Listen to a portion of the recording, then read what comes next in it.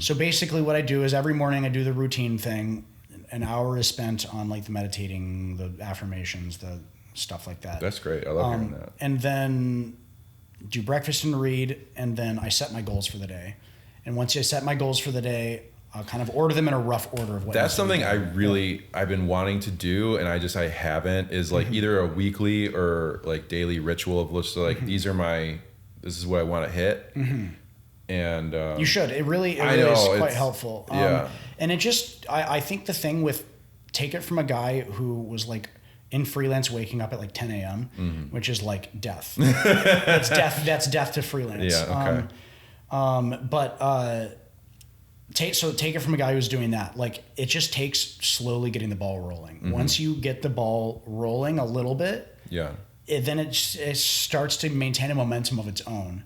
Like, now that I used to like be horrible at meditating, where I'd like meditate like 3 days a week, or I'd skip entire weeks for weeks at a time.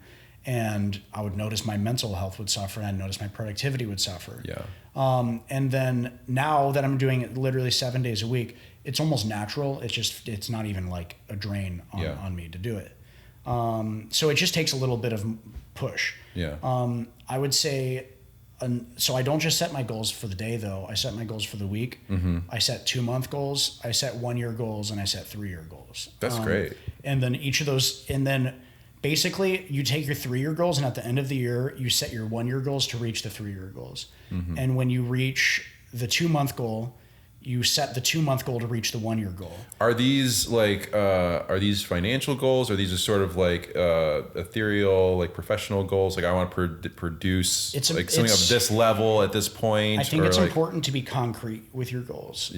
Because if you're setting like, be biggest director of all time, like that's not a productive. That's not a productive goal to set.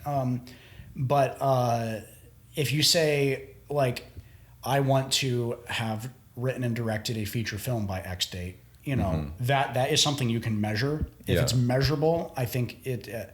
I forget what the thing is that people say, but your goals have to be like measurable and the SMART goals. They have to be specific. They have to be measured. There's an acronym, and I forget what that's the one I'm. But it's like they have to be specific. They have to have like a time allotment for it. For sure. There's a whole bunch of like criteria for like what's like an actual like real goal. That's what I'm thinking of. Is that. So whatever that is, I try to do it. I know what you mean. But yeah, it's a mix of financial goals of X number of earnings per month. It is like in the long term, like invest in a property or certain things like that you want to invest in. But really, it's like breaking down.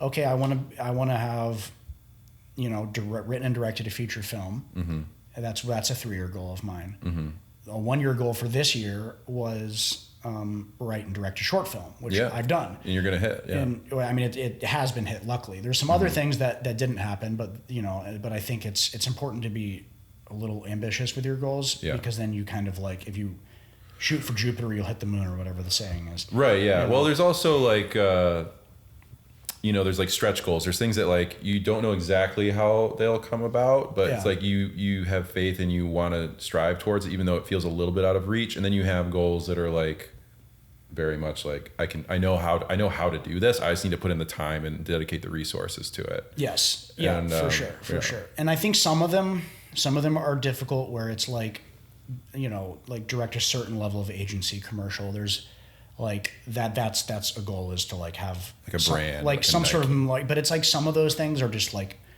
you can only do so much. So there's some things like write and direct a short film, though, that's completely in your hands and you can do it, and it's your fault if it doesn't happen. So it's a mix of both of those things. So I'd say that's how that's like a 1-year goal, and then a 2-month goal would be write the thing. And then the next 2-month goal might be get through pre-production, and then the next 2-month goal might be shoot it and now edit it.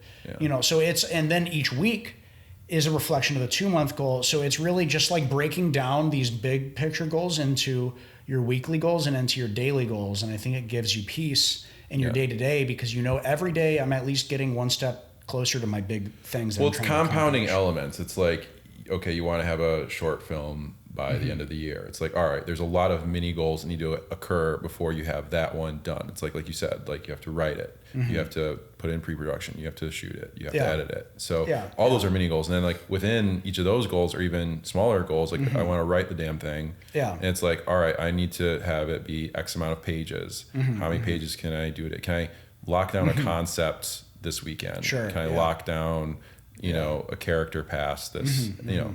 And that's really, I think a lot of creatives, me included in this, can kind of get lost in the sauce a little bit, where it's like you want it to be so good they forget to actually do it. And it's like that can mean death. I mean, it's just like you have to, at a certain point, like, yeah, it could be better, but it's also like you have to pull the trigger or it's not going to happen. Yeah. And I've tried to get better at that over the year, hence like but it's just like, you know, you just have to like do it, and it won't be great, it won't be perfect, but it's at least a step towards the doing of it is like progress. For sure. It's like working out, like you know, you're not going to see results in a day, in a month, you know, it sometimes a year, like you just have to keep going, and I think it's like what I'm saying about habits of getting the ball rolling. Yeah. You know, like I think a lot of things in life are interconnected. There's patterns that exist through all of it. And, you know, me starting, if let's say I haven't been working out in a few months, if I want to get back into that, I'm not just going to go into a full force workout that's just going to destroy me. Yeah. You know, you start with like a jog. One achievable goal. Yeah, for sure. And then that applies to like, you know, doing getting a short film done. It can be overwhelming if you're like, I have to achieve this whole thing. Right. Like, how do I even start there? It's like, okay, just start with 1 day of writing this week. Yeah. And then, you know, okay, next week, let's do 4 days, 3 days of writing. And you scale it up until you're then working at a high level of productivity. Yeah. But at the same time, I think it's important to take breaks and not always work at that high level of intensity, because sometimes your body requires it. And I've had to manage my energy in the sense of like, I'm a workaholic to the sense I'll like burn out. Right. So I'm either at like 0 or I'm at 100. So when I burn out, then I have to like watch Netflix and just like collapse. Yeah. And like just be dead. That used to be the cycle that I'd go through. Now I'm going between like 190, where you'll scale down so that way you can work at a higher level, you know, kind of a thing. Well, it creates consistency, which is ultimately how I think anything gets accomplished. I think it's really just about consistent, basic effort.